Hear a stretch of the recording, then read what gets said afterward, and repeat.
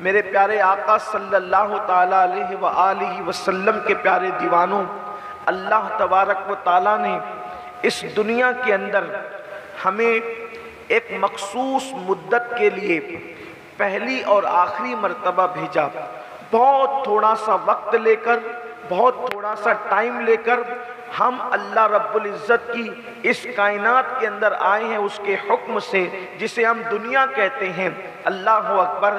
میرے آقا صلی اللہ علیہ وآلہ وسلم کے دیوانوں، جو دنیا کہی جا رہی ہے، جو آسمان کے نیچے زمین کے اوپر ہے، اس میں ہم پہلی اور آخری مرتبہ آئے ہیں، نہ اس سے پہلے کبھی آئے تھے، اور نہ مرنے کے بعد جب چلے جائیں گے تو نہ کبھی اس کے بعد پھر کبھی اس دنیا میں لوٹ کر آئیں گے۔ اور اس دنیا میں اللہ نے ہمیں ہمیشہ رہنے کے لیے نہیں بھیجا، بلکہ ایک مخصوص وقت کے لیے، ایک چھوٹے سے ٹائم کے لیے بھیجا۔ اور پھر کس لیے بھیجا؟ تو میرا اللہ قرآن میں خود فرماتا ہے، الذی خلق الموت والحیات لیبلوکم ایکم احسن عملا، کہ ہم نے زندگی اور موت کو اس لیے پیدا کیا تاکہ ہم تمہارا امتحان لیں، ہم تمہیں جانچیں، تمہاری آزمائش کریں کہ کون دنیا میں جا کر کے تھوڑی سی زندگی کے اندر اچھا عمل کرتا ہے، اس مختصر زندگی میں اچھا عمل کرتا کون ہے۔ اس کے لیے میرے اللہ نے مجھے اور آپ کو زمین پر بھیجا ہے۔ پتا چلا اس زمین کے اوپر ہم موج مستی کے لیے نہیں آئے، اس زمین کے اوپر ہم صرف کھانے پینے اور سونے کے لیے نہیں آئے، اس زمین کے اوپر ہم صرف آوارگی اور عیاشی کرنے کے لیے نہیں آئے، یہ تو ہمارا مقصد ہی نہیں ہے۔ اس زمین کے اوپر آنے کا مقصد نیک عمل کرنا ہے، اچھے عمل کرنا ہے، پھر چاہے وہ اچھا عمل کسی کتے کو پانی پلا دینا ہی ہو۔ اگر کوئی بندہ میرے اللہ کو راضی کرنے کی نیت سے صرف کتے کو پانی پلا کر اچھا عمل کر لے تو اللہ اس کی وجہ سے بھی اس کو جنت عطا فرما دے۔ سبحان اللہ، سبحان اللہ۔ اس دنیا کے اندر اگر کوئی تکلیف دینے والی چیز کو ہٹا دے تو اللہ تبارک و تعالیٰ اس تکلیف دینے والی چیز کو ہٹانے پر بھی اس کو جنت عطا کر دیتا ہے۔ اس دنیا کے اندر اگر کوئی کسی چونٹی کی جان بچا لے تو چونٹی کی جان بچانے پر بھی اللہ اس کو جنت عطا کرتا ہے۔ لیکن اللہ اکبر، اتنے چھوٹے چھوٹے اعمال کی وجہ سے جو اچھی عمل ہے اس کی بنیاد پر جنت ملتی ہے، لیکن انسان، افسوس کی بات یہ ہے کہ اچھے اعمال کو چھوڑ کر انسان گناہوں کے اندر ملوث ہے، انسان برائیوں کے اندر ملوث ہے، انسان بے حیائیوں کے اندر ملوث ہے۔ میرے پیارے آقا صلی اللہ علیہ وآلہ وسلم کے پیارے دیوانوں، اچھی طرح یاد رکھنا، یہ دنیا اللہ اکبر دار العمل ہے، دار العمل یعنی کام کرنے کی جگہ، عمل کرنے کی جگہ۔ اللہ اکبر، یہاں جو کرو گے وہاں پر وہی پاؤ گے۔ ایسا نہیں ہے کہ یہاں آپ نے جو نہیں کیا وہاں پر آپ کو وہ مل جائے، چاہے آپ کسی خاندان کے ہو، چاہے آپ کسی خطے کے ہو، چاہے آپ کسی قبیلے کے ہو۔ اچھی طرح یاد رکھنا، تھوڑی دیر آپ ذہن میری طرف لگائیں، آپ کو بات سمجھ میں آئے گی، اور میں بہت دیر تک آپ کو امتحان میں نہیں رکھوں گا، بہت جلدی گفتگو مکمل کرنی ہوگی۔ لیکن آپ دھیان کریں، اگر اللہ ناراض ہے تو نبی کا بیٹا بھی اس دن جہنم کے اندر داخل کیا جائے گا۔ اللہ کے امتحان میں جو ناکام ہو جائے گا، خدا نہ خاندان دیکھے گا، نہ قبیلہ دیکھے گا، نہ خطہ دیکھے گا، نہ ڈگری دیکھے گا، کچھ نہیں۔ یہ اللہ کی شان ہے، اس کی شان غیرت ہے، یہ اللہ تبارک و تعالیٰ کے فیصلے ہیں۔ کبھی کبھی لوگوں کو سن کر اس پر حیرت بھی ہوتی ہے، کیا نبی کا بیٹا بھی جہنم میں جا سکتا ہے؟ بالکل جائے گا، قرآن نے کہا ہے تو جائے گا۔ اس لیے کہ آپ دیکھیں، تفاسیر قرآن اٹھا کر کے دیکھیں کہ نوح علیہ السلام کا بیٹا، اللہ اکبر، قیامت کے دن اللہ کے امتحان میں ناکام ہوگا، اللہ اس کو جہنم میں داخل فرمائے گا۔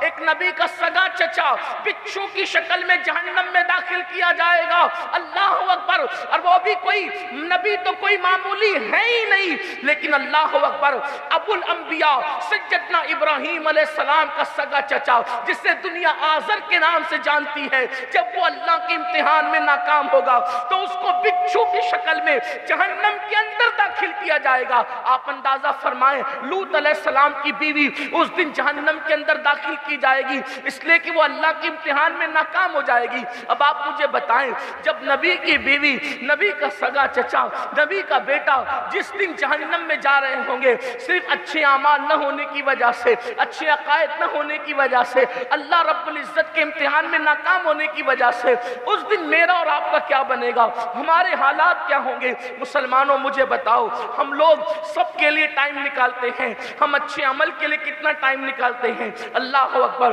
بولو بتاؤ نا، ذرا غور تو کرو۔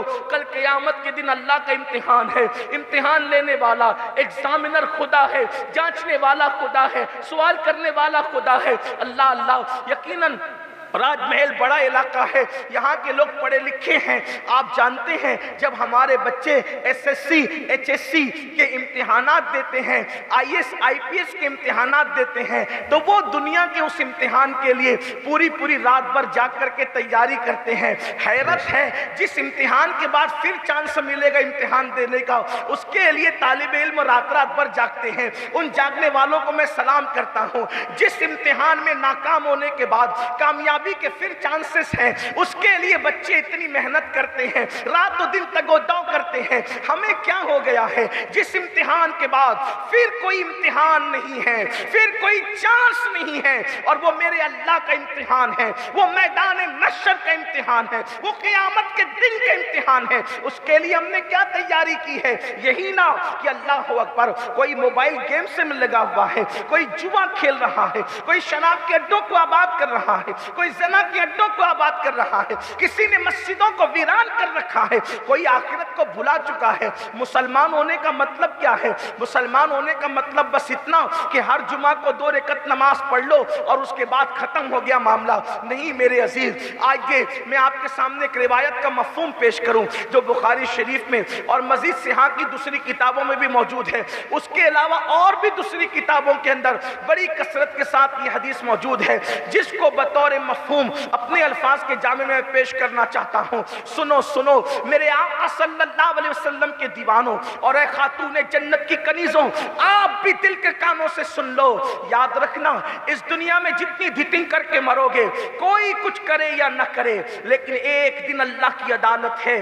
اس اللہ سے ڈرو، اس اللہ کا خوف کرو جس کے لیے انبیاء کرام رویا کرتے تھے، جس کی خاطر مصطفیٰ جان رحمت اتنا روتے تھے اللہ کی خشیت کی وجہ سے۔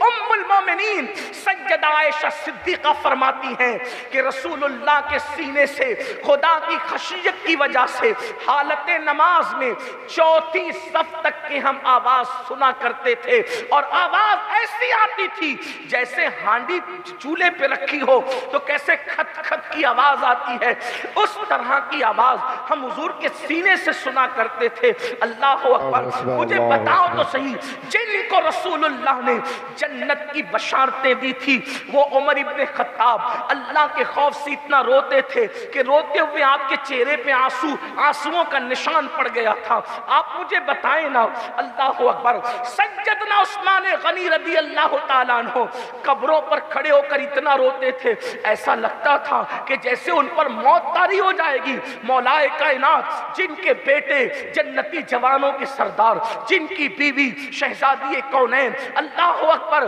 جن کے بھائی رسولوں کے امام سید العالمین، آپ اندازہ کریں وہ مولا کائنات رات کے اندر، رات کے آخری حصے میں اس طرح بلک کر روتے تھے جیسے کوئی سانپ کا ڈسا ہوا بلک کر تڑپ کر آہو بکا کرتا ہے۔ آپ مجھے بتائیں کیا کبھی ہماری راتیں ایسی گزری ہیں کہ کبھی ہم نے اپنی قبر کو سوچ کر بھی رویا ہے؟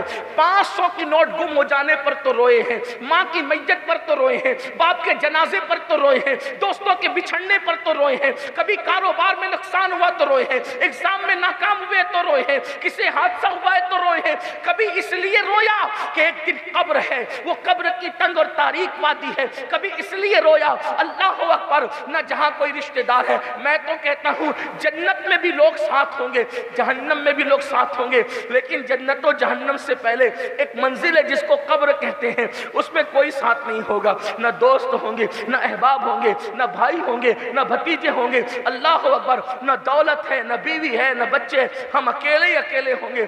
آپ مجھے بتائیں 10 بائی 10 کے کمرے کے اندر اگر کسی بندے کو اکیلا 1 سال تک کے رکھ دیا جائے, وہ بندہ ایسے تنہائی کی وجہ سے تڑپ تڑپ کر مر جائے. 10 بائی 10 کے خود کے کمرے میں پنکھا لگا ہے, اے سی لگا ہے, ضرورت کا سامان ہے, لیکن تنہائی ہے تو کتنا ڈر لگتا ہے, کتنا خوف لگتا ہے, کتنی تکلیف ہوتی ہے. لیکن وہ 10 بائی 10 نہیں بلکہ 2 گز زمین ہے, نہ تکیا, نہ بستر, نہ پنکھا, نہ اے سی, دائیں مٹی, بائیں مٹی, آگے مٹی, نیچے مٹی, پیچھے مٹی, مٹی ہی مٹی ہے. اور اسی صرف مٹی نہیں بلکہ اللہ اکبر وہ قبر کی خوفناک گرمی ہے. پنڈال کے نیچے کھلے آسمان میدان کے اندر جب گرمی کا یہ عالم ہے تو قبر کے اندر اس مٹی کی گرمی کا عالم کیا ہوگا, قبر کے اندر اندھیرے اور تاریکی کا عالم کیا ہوگا. پھر اتنا ہی نہیں, کفن کو کیڑے نوچ رہے ہوں گے, بچھو جسم کو ڈس رہے ہوں گے, جسم پر بچھو اور سانپ چمٹے ہوئے ہوں گے, کوئی بچانے والا مددگار نہ ہوگا. آپ مجھے بتائیں اس طرح خوفناک وادی میں جانا ہے, اس کے لیے کیا تیاری کی؟ یہی کہ عورتوں پر پاپ کی نظریں ڈالتے رہے, یہی کہ جوا کھیلتے رہے, وہ جوا جس کے بارے میں میرے آقا صلی اللہ علیہ وآلہ وسلم کے حوالے سے حضرت امام غزالی نے لکھا کہ جو دنیا میں جوا کے آلات اپنے ہاتھوں میں لیں گے قیامت کے دن ان کے ہاتھ سور کے خون کے اندر رنگے ہوئے ہوں گے. جوا کھیلنے والوں, آج جنگلی رمی کھیلنے والوں, موبائل پر گیمز کے ذریعے سے جوا کھیلنے والوں, 3 پتی کا گیم ہے, یہ گیم ہے, وہ گیم ہے. یہی نا کہ آپ بہت مہذب طریقے سے گناہ کر رہے ہیں. سن لو, گناہ کو مولوی دیکھے نہ دیکھے, گناہ کو مولا ضرور دیکھ رہا ہے, گناہ کو گھر والے دیکھے نہ دیکھے, اللہ اکبر جو زمان و مکان سے پاک ہے وہ خدا بند قدوس ضرور دیکھ رہا ہے. میرا اللہ فرماتا ہے ہوا معکم اینما کنتم, تم جہاں ہوتے ہو تمہارا رب تمہارے ساتھ ہوتا ہے اور اتنا قریب ہوتا ہے. نحن اقرب الیہ من حبل الورید, وہ تمہاری شہ رگ سے زیادہ قریب ہے. کبھی سوچا اس قبر کی وادی کے اندر نوجوانوں آج اپنی جوانی پر گھمنڈ کر کے, اپنی جوانی پر غرور کر کے, اپنی جوانی پر اطراء کر کے نمازوں سے کوسوں دور ہونا, مسجد میں نہیں آتے نا, جم تو جا رہے ہو گھنٹوں گھنٹوں جسم بنانے کے لیے. میں سلام کرتا ہوں جم جانے والے جوانوں کو, لیکن ان کو مشورہ دیتا ہوں جسم بنانا ہو تو جم ضرور جاؤ, تمہارا جسم بنا رہنا چاہیے. لیکن اگر قبر میں کیڑوں سے جسم کو بچانا ہو تو 10 منٹ کے لیے مسجد میں بھی آ جایا کرو. جم جاؤ گے تو جسم بنے گا اور مسجد آؤ گے تو جسم قبر میں محفوظ رہے گا. نماز کے لیے وقت نکالنے والوں انشاءاللہ دنیا دیکھے گی. اگر تم سچے دل سے نماز کے پابند ہو گئے تو تمہارا کفن بھی میلا نہیں ہوگا, تمہارا جسم بھی سلامت رہے گا. آؤ کچھ وقت نکالیں نیک کام کے لیے. اللہ کے رسول علیہ الصلوۃ والتسلیم فرماتے ہیں ایک رات میرے پاس جبریل و میکائیل آئے اور انہوں نے مجھے اٹھایا, بازو پکڑ کے اٹھایا اور مجھے لے کر کے چلے.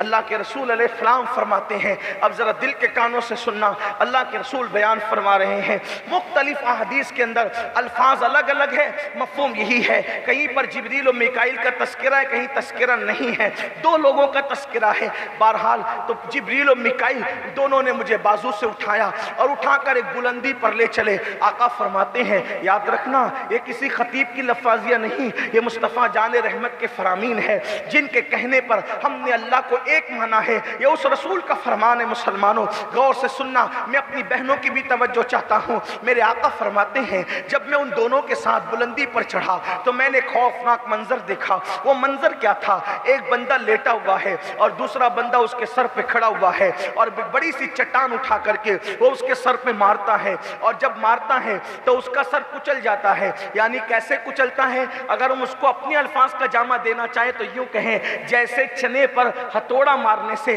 چنا پس جاتا ہے، ویسے وہ چٹان جب اس کے سر پہ پڑتی ہے تو اس کا سر پس جاتا ہے، چٹان لڑک کر کے جو ہے وہ دور جاتی ہے، پھر وہ بندہ اٹھانے کے لیے جاتا ہے اور اٹھا کر لاتا ہے تو پہلے کی طرح اس کا سر پھر سے برابر ویسے ہی ہو جاتا ہے، وہ پھر چٹان اس کے سر پہ ماری جاتی ہے۔ ذکر ہاتھ کو کچلنے کا نہیں کیا گیا، ذکر پیر کے کچلنے کا نہیں کیا گیا، ذکر سر کے کچلنے کا کیا گیا ہے۔ اس سے پہلے کہ اس عذاب کا کوئی تذکرہ کیا جائے تھوڑی دیر سوچیں، انسان کے جسم میں سب سے نازک ترین کوئی حصہ اگر ہے تو وہ اس کا سر ہے۔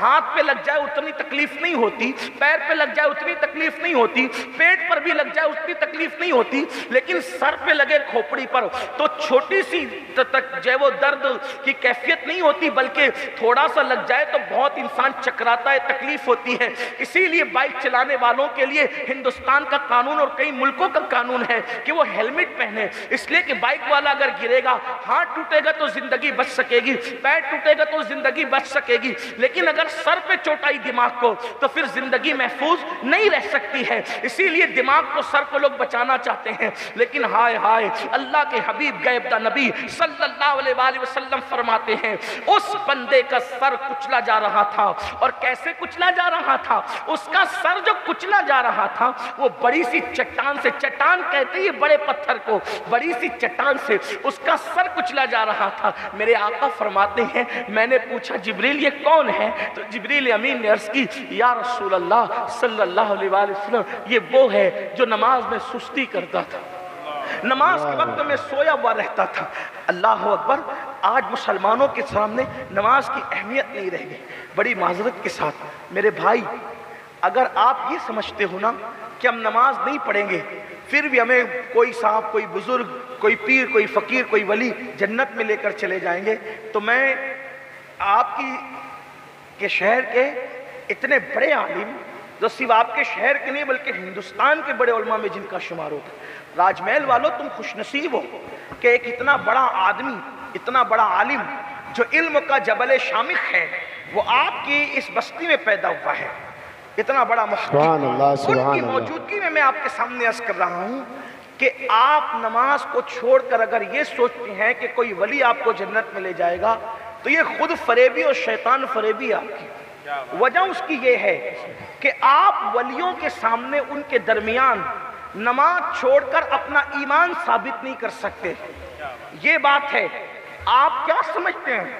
آپ سمجھتے ہیں کہ میں حنفی ہونے کی وجہ سے بے نمازیوں کو کافر نہیں کہتا، لیکن صحابہ کے اقوال آپ اٹھا کر کے پڑھیں۔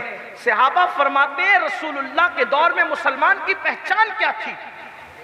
رسول پاک کے دور میں مسلمان کی پہچان کیا تھی؟ صحابہ کہتے ہیں جو نماز پڑھتا تھا ہم اس کو مسلمان سمجھتے تھے۔ واہ سبحان اللہ، سبحان اللہ، نعرہ تکبیر۔ نماز کی بنیاد پر مسلمان سمجھتے تھے۔ اور آپ جانتے ہیں اللہ کے رسول صلی اللہ علیہ وآلہ وسلم کا فرمان ہے جو جان بوجھ کر نماز چھوڑ دے وہ میرے ذمے سے باہر اور خارج ہو گیا ہے، قیامت کے دن اس کے ساتھ میرا کوئی وعدہ نہیں ہے۔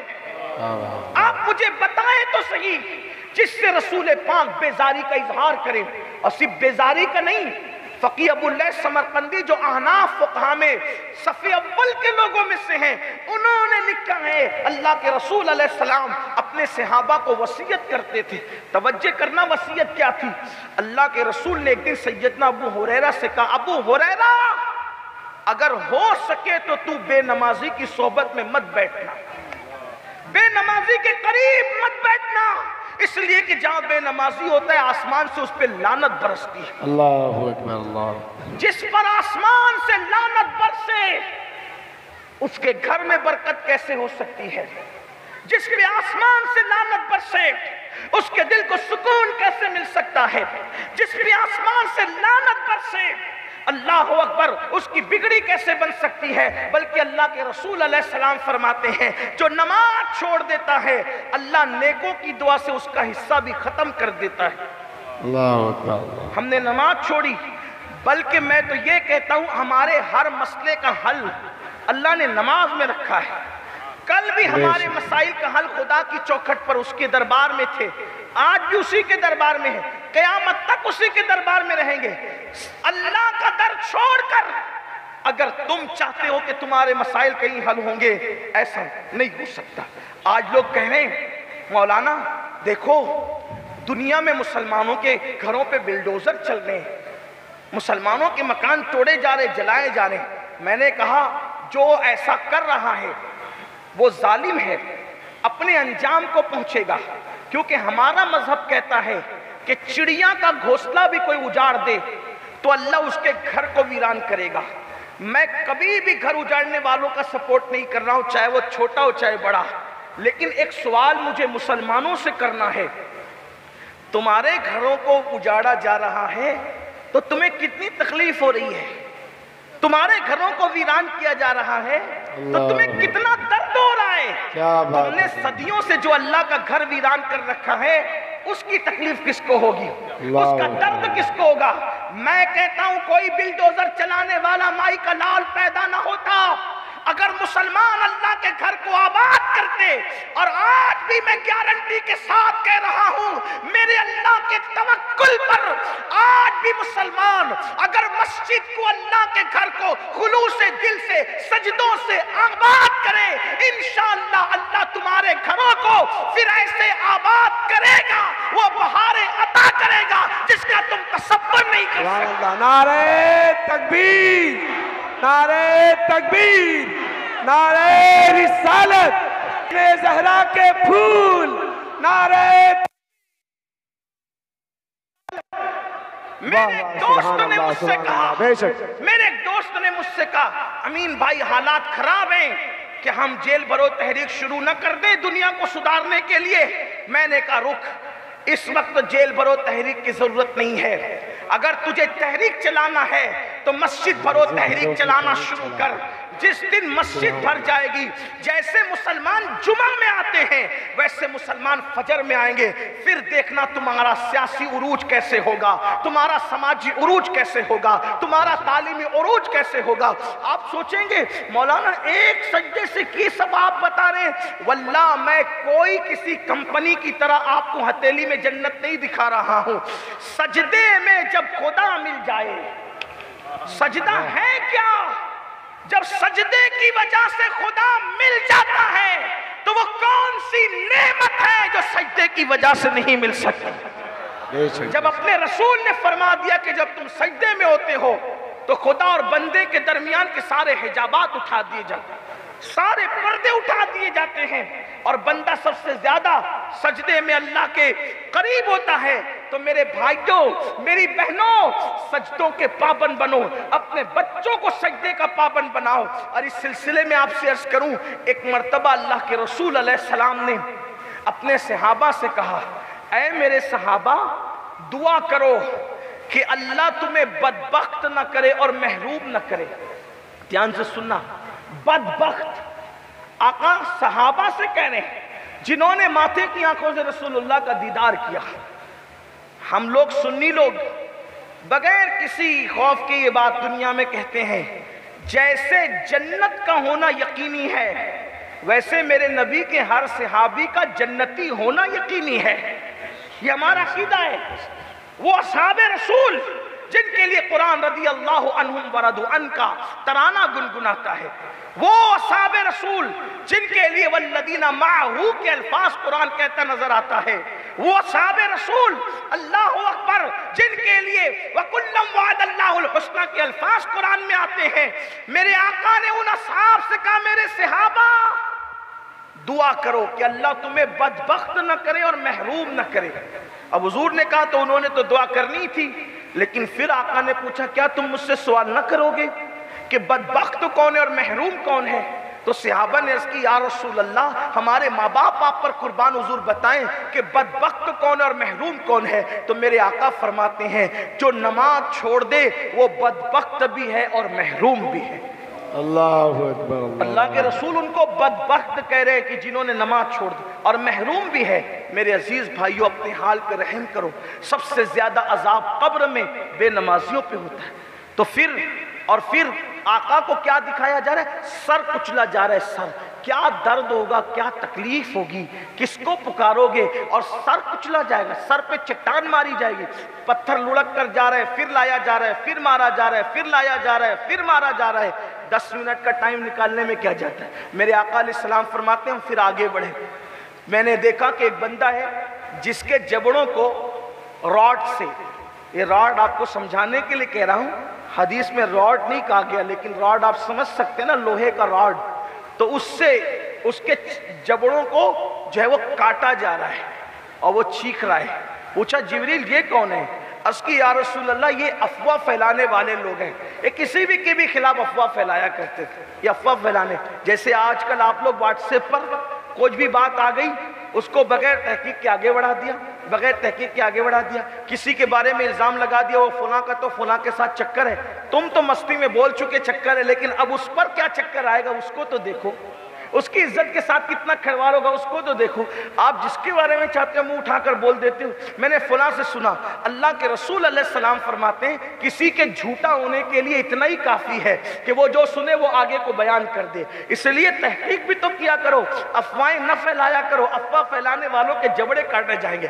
افواہ پھیلانے میں عورتوں کا کردار زیادہ ہوتا ہے، عورتیں بہت پھیلاتی افواہ، بلکہ عورتوں کا حال تو یہ ہوتا ہے کہ افواہ پھیلاتی بھی جائے گی اور کہتی بھی جائے گی کہ بہن اب اس کو کسی سے بیان نہیں کرنا، بہن اس کو کسی سے بیان نہیں کرنا، 2 گھنٹے ایک دوسرے کے خلاف بکواس کرے گی، غیبت کرے گی، چگلی کرے گی، ایک دوسرے کے عیب بیان کرے گی، اور جب جدا ہوگی 2 گھنٹے کے بعد تو ایسے اظہار تقویٰ اور ولایت کے ساتھ رخصت ہوگی، اللہ استغفر اللہ، اللہ سب کو معاف کرے، ہم تو بس یوں ہی گفتگو کر رہے تھے، اور اللہ تعالیٰ سب کے حال کی اصلاح کرے، غیبت کرنا ہمارا مقصد ہی تھا، اللہ سب کو معاف کرے۔ یعنی کہ سب کچھ کہنے کے بعد یہ 2 جملے اخیر کے ایسے تقویٰ اور پرہیزگاری کی کہہ جائے گی کہ ایسا لگتا ہے کہ اپنے دور کی رابعہ بصری ہے۔ تمہارے یہ 2 جملے رسمی طور پر تمہاری اس غیبت کو، اس افواہ کو، ان الزامات کو، ان تہمت کو جو ہے وہ ختم نہیں کر سکتے۔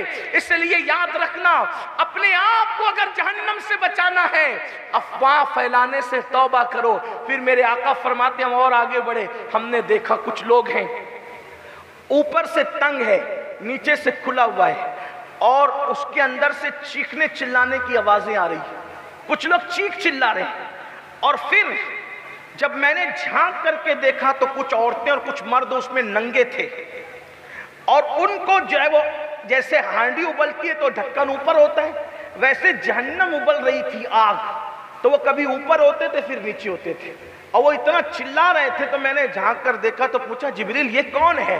اور جبریل امین نے عرض کی یا رسول اللہ صلی اللہ علیہ وآلہ وسلم یہ آپ کی امت کی وہ عورتیں اور وہ مرد ہیں جو زنا کیا کرتے تھے، بدکاری کیا کرتے تھے، بدفعلی کیا کرتے تھے، ان کا یہ حال ہے کہ وہ جہنم میں بھی ننگے ہیں، اور اس طریقے سے جہنم ابل رہی ہے، اور ان کا حال یہ ہے کہ ان کی آواز سے کلیجہ منہ کو آ رہا ہے۔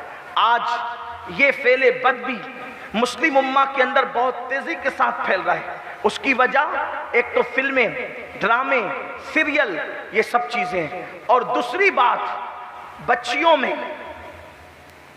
اسلامی علوم کا نہ ہونا، پردے کی پابندی کا نہ ہونا، مرد فلمیں دیکھ کر آوارہ ہوئے اور عورتوں نے اپنے آپ کو بے پردہ کیا۔ زنا کے خاتمے کی سب سے بڑی اگر کوئی تدبیر ہو سکتی ہے تو وہ یہ کہ حسن کو با پردہ کر دو اور آنکھوں کو خدا کی خشیت سے جھکا دو۔ اگر آنکھیں اللہ کے خوف سے مردوں کی جھک جائیں اور عورتیں پردے کی پابند ہو جائیں، انشاءاللہ ہم زنا پہ بدی پر کنٹرول کر سکتے ہیں۔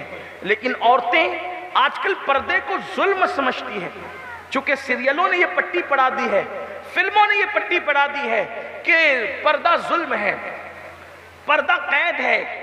حیرت کی بات یہ ہے کہ عورتوں کو جو اسلام حجاب کرنے کا حکم دیتا ہے، پردے کا، وہ بطور ظلم نہیں دیتا، بلکہ ہمارے یہاں یہ کانسیپٹ ہے، یہ تصور ہے کہ ہر قیمتی چیز کو ہم چھپاتے ہیں، ہر قیمتی چیز کو ہم چھپاتے ہیں۔ عورتوں کو تو اب پتہ چل جانا چاہیے اس صدی میں کہ آخر حجاب میں ایسا کیا ہے کہ جو لوگ ہتھیاروں سے نہیں ڈر رہے ہیں وہ عورتوں کے حجاب سے کیوں ڈر رہے ہیں؟ آخر حجاب میں اتنا پاور کیوں ہے؟ حجاب میں اتنی طاقت کیوں ہے؟ وہ نہیں جانتی خواتین، اس لیے کہ جب کوئی عورت بے حجاب ہو جاتی ہے تو وہ مردوں کی آنکھوں سے بچ نہیں سکتی۔ جب کوئی عورت بے حجاب ہو جاتی ہے تو شیطان اس کی طرف لوگوں کی توجہ کو مائل کرتا ہے۔ جب کوئی عورت بے حجاب ہو جاتی ہے تو اس کی عزت خطرے میں پڑ جاتی ہے۔ عورت کا حجاب اس کی آبرو کو تحفظ ہے، اس کی عزت کو تحفظ ہے۔ اللہ اکبر، جب تک عورتیں پردے کی پابند رہی، کبھی کسی عورت کی آبرو لوٹی نہ گئی، کبھی کسی عورت کی عزت لوٹی نہ گئی۔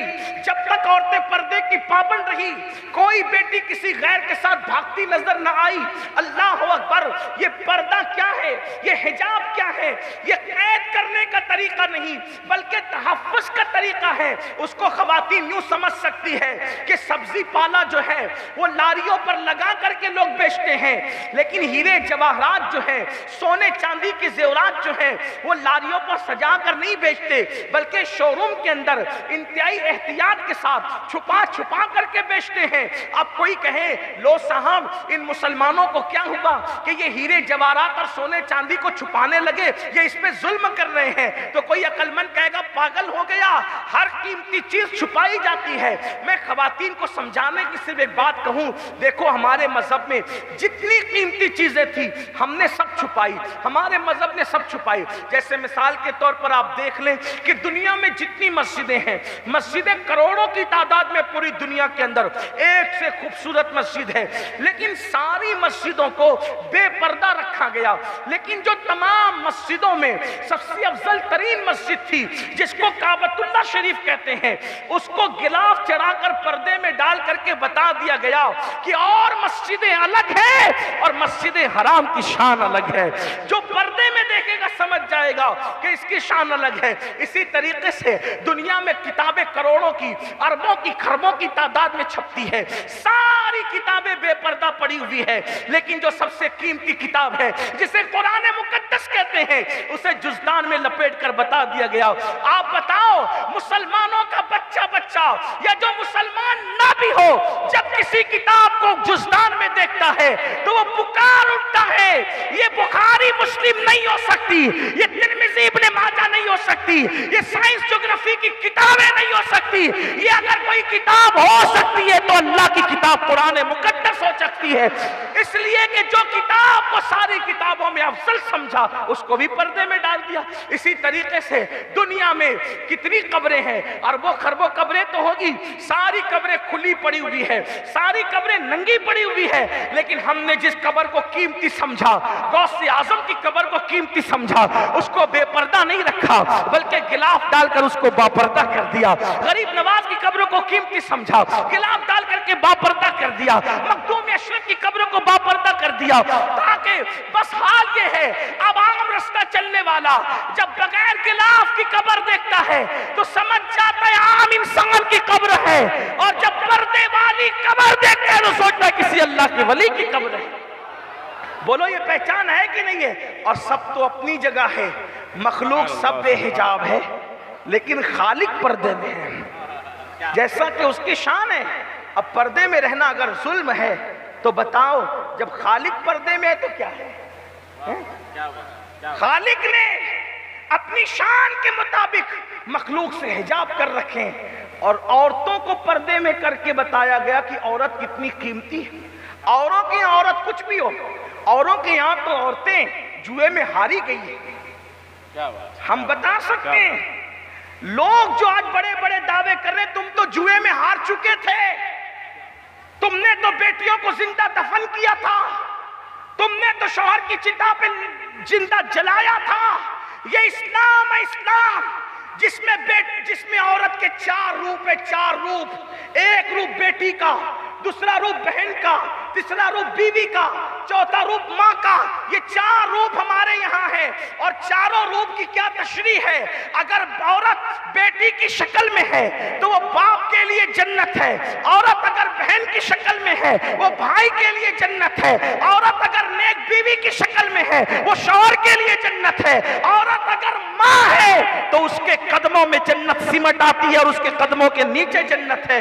آپ مجھے بتائیں تو صحیح، ہماری عورت کا مطلب کیا ہے؟ عورت کا مطلب سیدہ زینب ہے۔ اللہ اکبر۔ ہمارے عورت کا مطلب سیدہ فاطمہ الزہرا کی ذات ہے، عورت کا مطلب سیدہ عائشہ کی ذات ہے، عورت کا مطلب سیدہ خدیجہ کی ذات ہے۔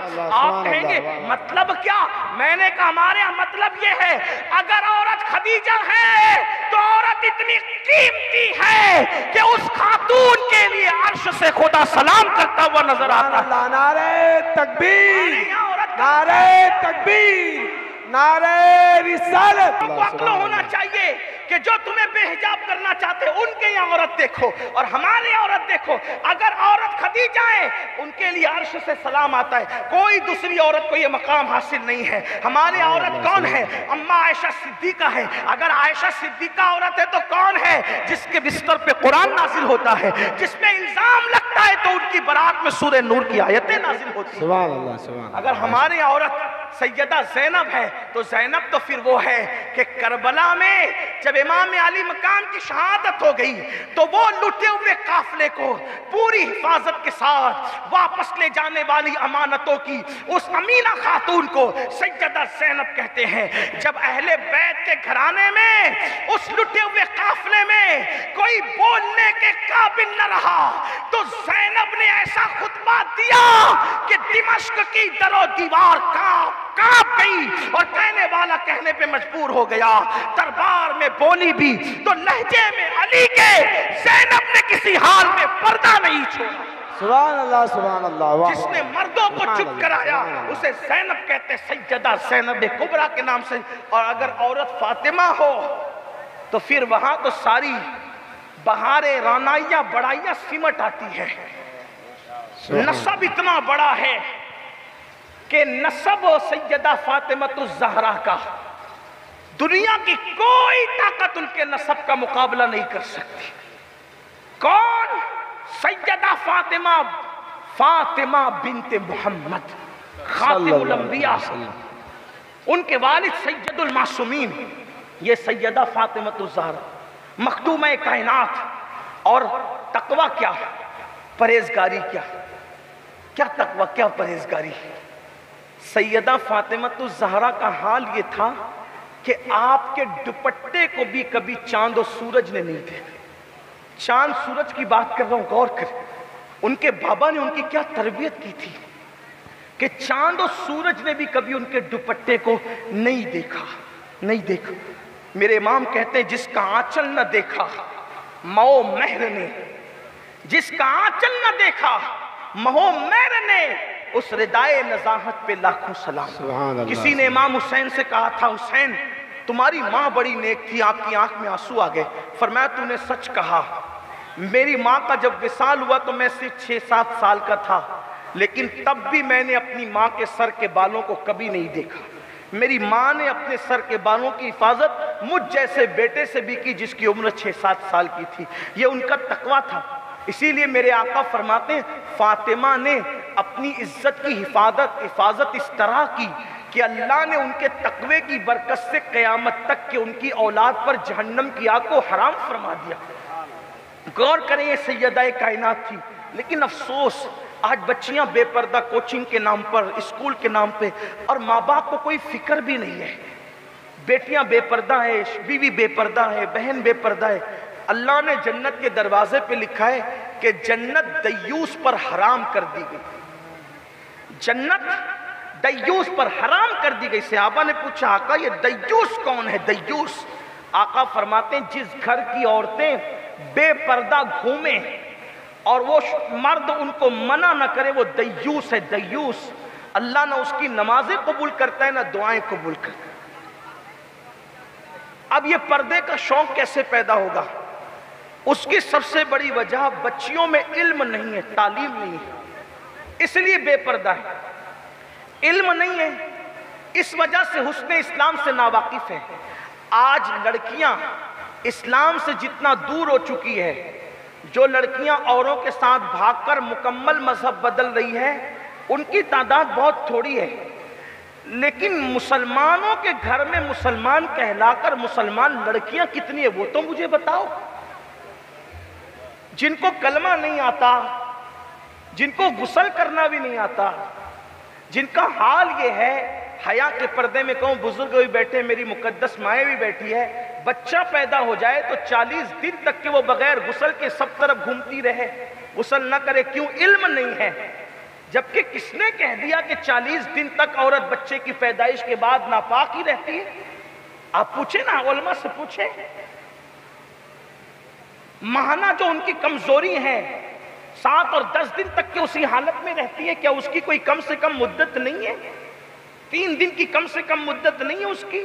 3 دن میں بھی تو پاک ہو سکتی، پھر اس کے بعد غسل بھی نہیں آتا۔ بے شمار عورتیں ہیں 3 بچوں کی، 4 بچوں کی ماں ہوگی، ان کو غسل نہیں آتا۔ اب بتاؤ، جس کی بیوی بغیر غسل کے جنابت کی حالت میں گھر کے کچن میں کھڑی ہو، اس کھانے کے اندر برکت کیسے ہوگی؟ اس گھر میں میرے آقا فرماتے ہیں جہاں جنبی ہوگا یعنی ناپاک لوگ ہوں گے، وہاں رحمت کے فرشتے کبھی نہیں آئیں گے۔ تو جہاں غسل ہی نہیں اتر رہا ہے وہ تو ناپاک ہی کھڑی ہے نا۔ آپ مجھے بتائیں تو صحیح۔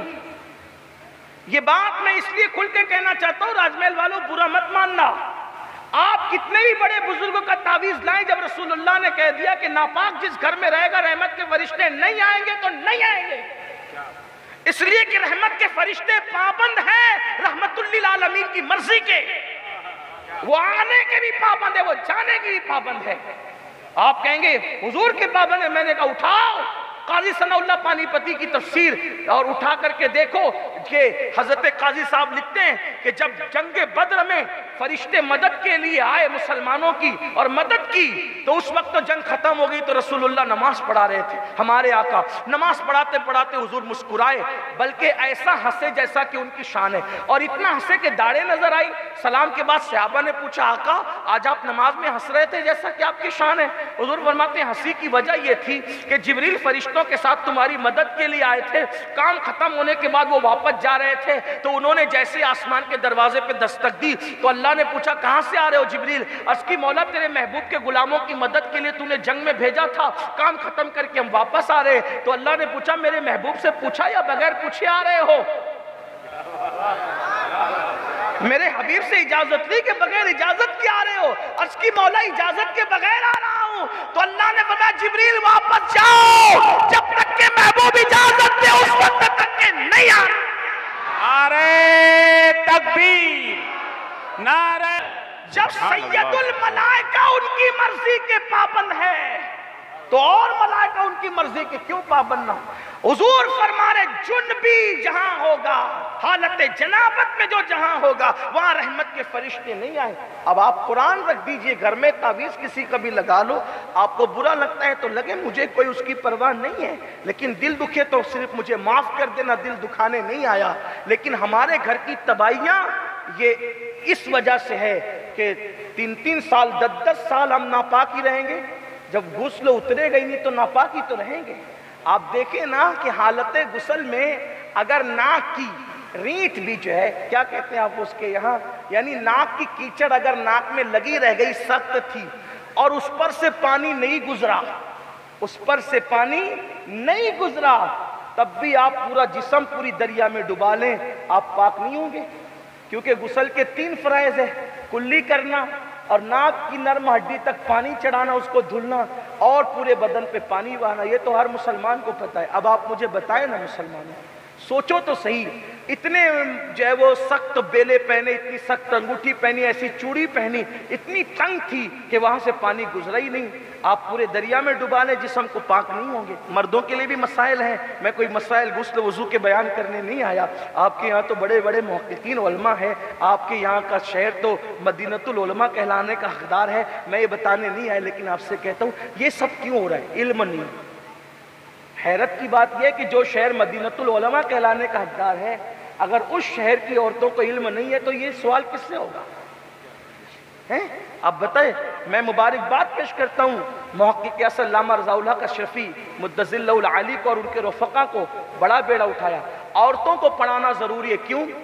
اور مرد نے پڑھا فرد نے پڑھا، مرد نے پڑھا فرد نے پڑھا، عورت نے پڑھا پورے معاشرے نے پڑھا۔ مرد پڑھے گا دین دروازے تک رہے گا، عورت پڑھے گی دین نسلوں تک جائے گا۔ عورتوں کو پڑھانا ضروری ہے. آج لوگ کہتے ہیں بیٹی پڑھاؤ بیٹی بچاؤ. میں کہتا ہوں لوگ آج کہہ رہے ہیں میرے نبی نے تو بیٹی کو اتنا پڑھایا تھا, اتنا پڑھایا تھا, جب کوئی نہیں بول سکا تو رسول اللہ کی بیٹی بولی. بلکہ بیٹی کہاں کیا کہوں, رسول اللہ کی شہزادی نے بولی. ہمارے ہاں تو ادب کا بھی تقاضا ہے نا, ہمارا مسلک ہی پورا پورا ادب ہے. بیٹیاں اوروں کی ہے, رسول اللہ کی شہزادی ہے. ہاں کیا بولی رسول اللہ کی شہزادی نے, کیا فرمایا؟ آقا نے ایک سوال کیا, اے میرے صحابہ یہ بتاؤ کہ عورت کے لیے سب سے بہتر چیز کیا ہے؟ سب سے بہتر چیز عورت کے لیے کیا ہے؟ لوگ کچھ چپ رہے, کچھ لوگوں نے جواب دیا جو مراد رسول کے مطابق نہ تھا. مولائے کائنات اپنے گھر میں گئے تو سیدہ نے پوچھا, علی میرے سرتاج کیا بات ہے؟ تو کہا کہ آج رسول اللہ نے ایسا سوال کر دیا کہ مراد رسول کے مطابق کوئی جواب نہ دے سکا. اکثر لوگ خاموش رہے. کہا سوال کیا تھا؟ وہ کہا آقا نے پوچھا کہ عورت کے لیے سب سے بہتر چیز کیا ہے؟ تو سیدہ نے کیا جواب دیا؟ دیکھو کوئی نہیں بولا تو کس نے بولا؟ رسول اللہ کی شہزادی نے کیا جواب دیا؟ فرمایا عورت کے لیے سب سے بہتر یہ ہے کہ عورت کو کوئی نامحرم مرد نہ دیکھے اور عورت کسی نامحرم مرد کے چہرے پہ نظر نہ ڈالے. یہ عورت کے لیے سب سے بہتر ہے. جب مولا علی نے آ کر کے رسول اللہ کو یہ جواب بتایا تو میرے آقا نے پوچھا, علی یہ تم کہہ رہے ہو یا کسی اور نے کہا ہے؟ تو علی یہ مرتضیٰ نے کہا, آقا یہ بات آپ کی شہزادی فاطمہ نے جواب دیا ہے. سرکار نے فرمایا فاطمہ تو بدا تو منی, فاطمہ تو میرے جگر کا ٹکڑا ہے. ایسی بات تو فاطمہ ہی کہہ سکتی ہے. حضور نے اتنا پڑھایا تھا. لوگوں اپنی بیٹیوں کو ڈاکٹر بنا رہے ہو, ٹیچر بنا رہے ہو, انجینئر بنا رہے ہو, جو بنانے آپ کی مرضی, میں منع نہیں کرتا, لیکن اپنی بیٹیوں کو علم دین بھی سکھاؤ, کیونکہ اگر بیٹی علم دین سیکھے گی, متقی بنے گی, پرہیزگار بنے گی, انقلاب وہ آئے گا. آخری بات عرض کر دوں, آخری بات, اگر کوئی ایک بیٹی سنور جائے نا, ایک بیٹی, اس ایک بیٹی کی وجہ سے کئی مرد سنورتے ہیں. مردوں کو سنوارنے کا بڑا سبب گھر کی عورت بن. ایک عورت 4 لوگوں کو جہنمی بنا سکتی ہے, ایک عورت 4 لوگوں کو جنتی بنا سکتی ہے. کیونکہ ایک عورت کا تعلق 4 مردوں سے ہوتا ہے. بھائی کی شکل میں ایک مرد سے, بیٹے کی شکل میں دوسرے مرد سے, باپ کی شکل میں تیسرے مرد سے, اور شوہر کی شکل میں چوتھے. وہ 4 مردوں سے مربوط ہوتی ہے. تو اس کا تقوی بہت کچھ کر سکتا ہے, اس کی پرہیزگاری. اس میں آخری بات, ایک جوان, آپ کے لیے بھی عبرت کی بات ہے, ہماری بیٹیاں کیسی تھی جب تک پڑھی لکھی تھی, کیسی تھی. میں تو دعا کرتا ہوں اللہ کرے کہ یہ مدرسہ جلدی تعمیر ہو لڑکیوں کے لیے. ہاں جلدی تعمیر ہو, آپ اس میں مدد کریں. بلکہ آپ سے یہ بھی کہتا ہوں, جلسوں کو سستا کرو اور تعلیم پر خرچہ کرو. جلسے سستے ہوں, اس بامقصد جلسے حضرت نے فرمایا کہ ضرورت ہے, لیکن اکثر جلسے ہمارے بے مقصد ہیں. جن کی خود جنت کا ٹھکانہ نہیں, وہ مائک پر آ کر کہتے ہیں کہ ایک بار سبحان اللہ کا اور جنت میں جاؤ. جنت کے ٹکٹ بٹ رہے ہیں جلسوں سے. حالانکہ کتنے لوگ عشاء پڑھ کے آتے ہیں اور کتنے جا کے فجر پڑھتے ہیں, یہ اچھی طرح پتہ ہے. اگر یہاں ہاتھ اٹھوائے جائے نا کہ کتنے عشاء پڑھ کے آئے بتاؤ, اور کتنے جا کے فجر پڑھنے کی نیت رکھتے ہیں, تو پھر دیکھیں گے آپ کے ہوتا کیا ہے. لیکن یہاں ہم کسی کو ذلیل کرنے کے لیے نہیں بلاتے, اس لیے ہم ہاتھ اٹھوا کے کسی کو ذلیل نہیں کریں گے. لیکن اتنا ضرور کہیں گے, اگر آپ نے ایک عشاء چھوڑ دی نا, ایک عشاء, ہزاروں جلسوں میں شرکت بھی اس کی بھرپائی نہیں کر سکتے. آپ نے ایک فجر چھوڑ دی نا, لاکھوں جلسوں میں شرکت بھی اس کی بھرپائی نہیں کر سکتے. نماز نماز ہے. اللہ نے ہر چیز کا حکم قرآن میں, کسی کا 1 بار, کسی کا 2 بار, کسی کا 4 بار. نماز وہ عبادت ہے جس کا حکم اللہ نے پورے قرآن میں کم و بیش 700 مرتبہ دیا ہے. آخر کچھ تو ایسی خاص بات ہے نماز میں کہ جس کا حکم اللہ 700 بار دے رہا ہے. اسی لیے ہمارے بزرگوں نے فرمایا جب تم ایک نماز چھوڑتے ہو تو تم گویا کہ 700 بار اللہ کی نافرمانی کرتے ہو. تو بہرحال جو آخری بات کہنا تھی وہ کہہ کر رخصت ہوتا ہوں, کیونکہ مجھے بھی اگلا سفر کرنا ہے. وقت پہ